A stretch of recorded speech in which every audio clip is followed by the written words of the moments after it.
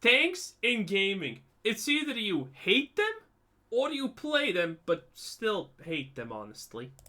Let's talk about tanks in video games. The tank role has been an integral part of multiplayer gaming, especially in MMORPGs, since forever. From PvP games like Overwatch and League of Legends to PvE titles like World of Warcraft and Final Fantasy XIV, tanks are typically the least popular role in gaming, and those who do take on the burden often risk toxicity and ridicule from fellow players. So you're a baby. You're a little toddler. Shut the fuck up. Why is one of the most important video game roles so unpopular? Oh boy, man, this is gonna be deep. Hey, it depends on the game, honestly. In League of Legends, yeah, that's where people hate tanks a lot. In Overwatch, yeah, that's where people hate tanks even more. The tank meta was the worst thing about Overwatch, and arguably the tank meta completely destroyed any hopes Overwatch had to be an esports.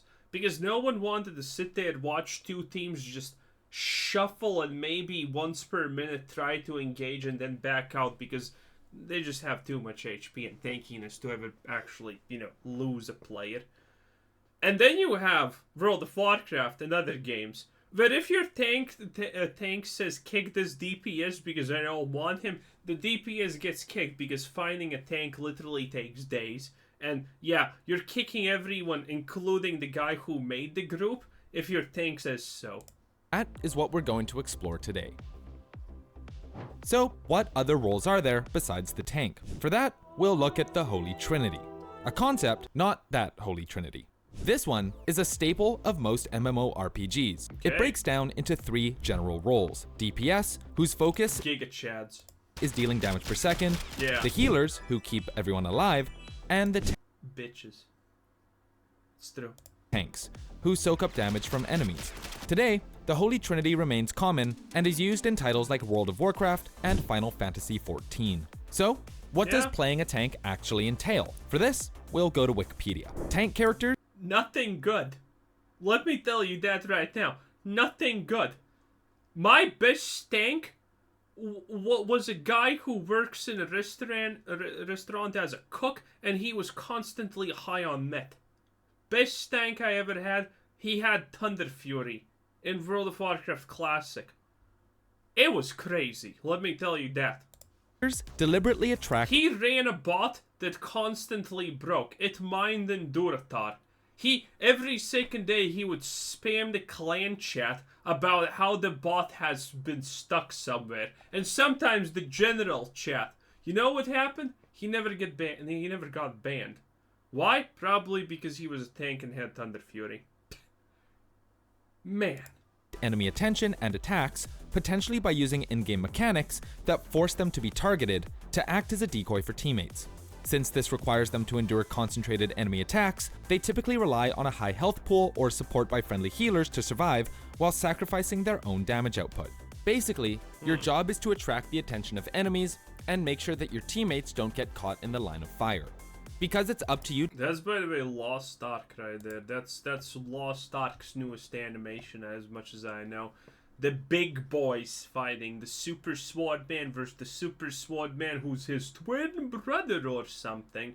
I don't know, I'm not sure about the lore. Not a big spoiler. If you paid even minor attention, you kinda expected it. Your teammates don't get caught in the line of fire. Because it's up to you to decide how many monsters you pull and where they'll be positioned, you, by default, also dictate the pace of the raid. Go to Guild Wars, this is Guild Wars 2, by the way. Guild Wars doesn't have classical tanks. Every role can heal, and every role has something to tank with, technically. So, this is a bit different. Also dictate the pace of the raid. Go too fast, healing and damage output won't be enough to keep you alive, and you're going to die. Go too slow, your party is going to get frustrated and move at a snail's pace. Go at just the right speed, and no one will acknowledge that you did anything at all. Plus, if those two things weren't enough pressure already, the success of a raid hinges purely on. Are tanks so pitiful that they need acknowledgement after every time they do something properly? I mean, we're talking about granting achievement trophies for everyone in America. But now every tank in the world needs to be granted an achievement trophy. Oh, I don't have brain damage and I just moved properly forward, I'm not ready for a world like this. I'm not gonna lie. I'm just not.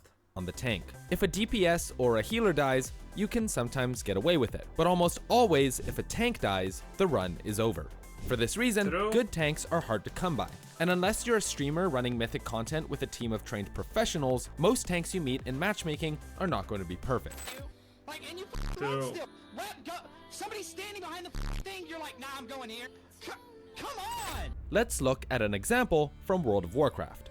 Broodkeeper Diurna. While the fight is fairly straightforward once you understand the mechanics, it's filled with potential run-enders if the tank isn't ready. First, the party has to destroy a bunch of eggs before they hatch. While this is pretty easy, you also have to stay at least 50 yards away from the boss to avoid taking unnecessary damage, so the tank has to know what path to take to be efficient. You also have to be aware of a powerful tank debuff that is a potential run-ender. All the while, you're communicating with your team to make sure they're focusing on the right things and drawing aggro from enemies. Yeah, I'm not gonna lie, this seems super simple. Just move into like a circle or something like that. Bruh, yeah, you see, this is why World of Warcraft needs add-ons to tell you when you should take a shit. Otherwise, the player will forget. This is not complicated. Just move in the... This mechanic is probably... The equivalent mechanic of this in Lost Ark has been probably solved with 2 pings on the map. And World of... No, this is... If anyone's having trouble with this, yeah, you have issues. And those issues are that the stupid tank can't look at anything else but himself, or the stupid DPS can't look at anyone else but themselves. Wow. For less experienced players who haven't practiced the most efficient routes, the fight can be frustrating and difficult. Plus, if we go back to the last part of the Wikipedia definition, it's clear that a tank's success isn't just up to them. They typically rely on a high health pool or support by friendly healers to survive. Yes. Although tanks might look like this, they're not invincible. They can only soak up so much damage before they need to be healed, which means if you don't have a good healer, you're going to die. And because you're the tank, you're going to take most of the blame. Which brings us to the social element of being a tank. I have never had a situation where a tank failed at completely 100% mitigating 100% of the blame onto the healer. Okay? Even when the tank just runs into the third room while everyone else is at the entrance, it's still the healer's fault. Everyone knows that. For the most part, unless you're That's because healers in video games are only women. And they like when you blame them. They like it when you treat them rough. With friends, being a tank sucks. On top of having to tank enemies, you have healers slap them on the ass in the public, they're gonna love it. They're gonna be like, oh, they're gonna see. Yeah, they love that shit. Players often find themselves tanking criticism and mean words from their fellow party members. Steven Messner, a former writer for PC Gamer, put it best when he described his own experience as a tank in World of Warcraft. This is the first time I've run the... So, someone who's incompetent in life is now incompetent in dungeons, and now he's sad about the fact that people are blaming him? Yeah, no wonder he writes for a news outlet. Dungeon on Mythic difficulty, a nightmarish gauntlet where Blizzard throws all of its cruelest ideas at players in exchange for awesome loot, but every tip from the countless guides I've read couldn't have prepared me for the monsters inside. Wow. It's not the bloodthirsty, Viking-like Vrykul, but the player that's berating because I am a piece of tank and cancer. Well, you deserve it, it seems like. I'm not gonna lie, if you're bad, it's kind of your fault. Who the was that? No! Don't fucking laugh! Oh, I wanna punch you in the Messner's experience is not unique, and he goes on to say, quote, "As much as verbally harassing strangers on the internet is tasteless, I also can't help but sympathize when a tasteless? What do you... loser. Player gets angry at me. After all, my failures are actively wasting their time, and no one wants to spend 40 minutes clearing a dungeon that should take 20. This kind of toxicity is rampant in matchmaking, and I don't know, I'm not dude, if you're taking 40 minutes to do something that takes 20, yeah, you deserve to be flamed. It is what it is. Like, dude, no wonder you're a journalist writing for Kotaku or some garbage. Yeah, That's why you're also a tank in World of Warcraft. You want to be the center of attention, but you suck at everything. So you need to engineer situations where you're the center of attention, and you're bad also.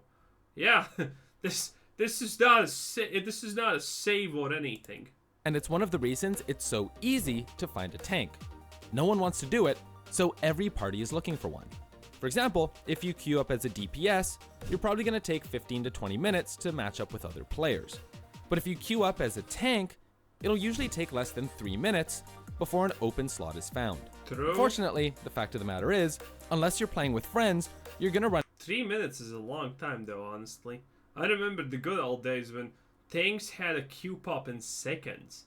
Dude, I remember Wrath of the Lich King long ago playing with my bro, and he queued up as a shaman healer for dungeons, and I was DPS. Bam! 2 seconds, let's go, baby! Scarlet Monastery for the 15th time.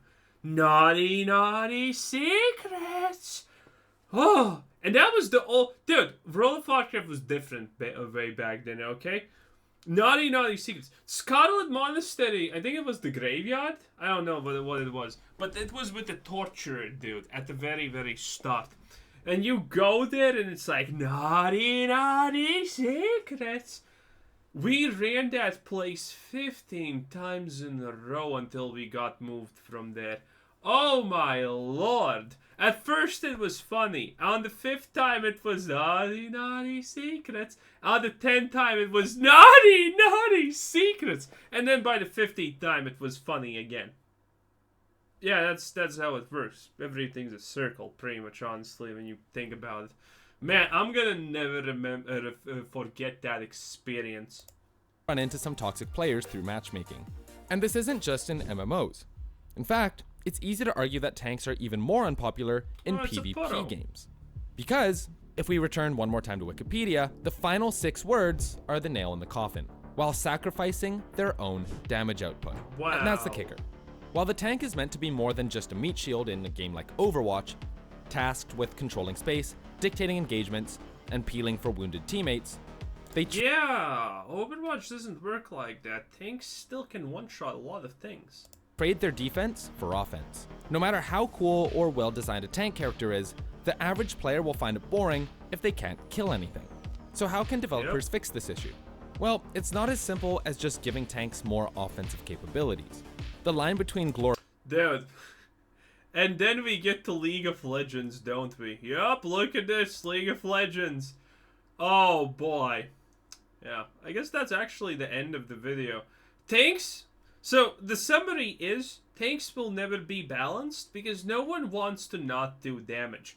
If in World of Warcraft, or, you know, an mmorpg, it's understandable that a tank doesn't do a lot. In a game like Overwatch, that doesn't work. No one wants to be the rando dude just there, sitting, getting pelleted by everything that exists in existence, and getting healed by a hot MILF called Mercy. I personally would like that, but you know, it is what it is. No one likes that. So, this is why tanks can one-shot people, and this is especially true in League of Legends. MOBAs are the most crazy with this. No one mentions Dota, because in Dota people are like, okay, we have one shitty meta after more shitty metas after more shitty metas. Sometimes they're called Sniper and Troll, first pick or lose. Sometimes they're called Everyone Makes a Vanguard. Sometimes they call 15 billion healing items. Sometimes it's a bunch of hexes. And not World of Warcraft, but Dota and League of Legends work very well like this. Tanks are tanky, but they also need to be able to kill someone. So what do? You can't have a beefcake running around just one-shotting everyone. Well, you can in Dota. But in League of Legends, it doesn't work that well. That's why in League of Legends, if a meta appears, that means Riot has failed, and that means the meta is bad. In Dota, if a bad meta appears, well, congratulations. Ice Frog works through mysterious ways. That's the difference. Okay? And it's cope, honestly. It's just fucking cope. The meta can be just Sniper and Troll picking for 6 months straight. Well, League of Legends, same literal thing. But yeah, League of Legends is notoriously known for having situations where one specific class archetype is completely beyond busted. It's either midcasters, assassins, tanks. Pretty much never ADCs though. ADCs, if you're a good ADC, you're gonna probably demolish everyone because, well, ADCs are busted. But they're the hardest to play to a degree because you need to be very specific, very precise with them to do everything properly. So no one complains, right? Well, everyone complains, and they complain more than tanks or anything else, honestly, if ADCs are openly overpowered. But typically in League of Legends, it has been tanks. Because again, like in Overwatch, no one wants to play a MOBA where you can't deal any damage. So, tanks usually have this completely stupid, absolutely busted ability that has 5 times more scaling with AD or AP than, well, anything else in the game. The most recent example that I know of is the Lethality Udyr with the Tiger stance. Man, people just used to... there was a time when people just used to click Tiger stance and do that and bam, dead. Because that ability scaled 5 times better with AD than anything else in the game. It was crazy. Yeah, this is what constantly happens in every single game. Team Fortress 2 also, heavies. Well, heavies get countered by snipers.